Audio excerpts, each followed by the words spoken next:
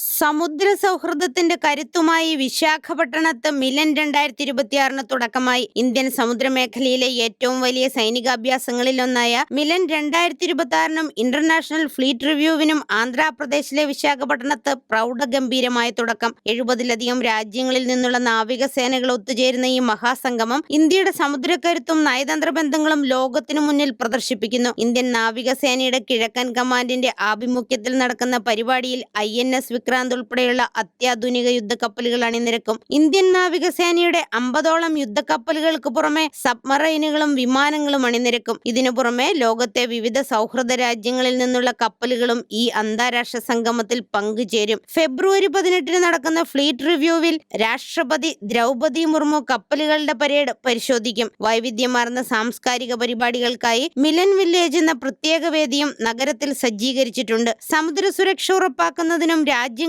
തമ്മിലുള്ള സഹകരണം വർദ്ധിപ്പിക്കുന്നതിനുമാണ് ഈ 10 ദിവസത്തെ സംഗമം ലക്ഷ്യമിടുന്നത്. നിരവധി രാജ്യങ്ങളിൽ നിന്നുള്ള യുദ്ധക്കപ്പലുകളും സൈനിക പ്രതിനിധികളും പങ്കെടുക്കുന്ന ഈ പരിപാടി ഇന്ത്യയുടെ സമുദ്ര സുരക്ഷാ നയതന്ത്രത്തിലെ നിർണായക ചുവടുവയ്പ്പാണ്.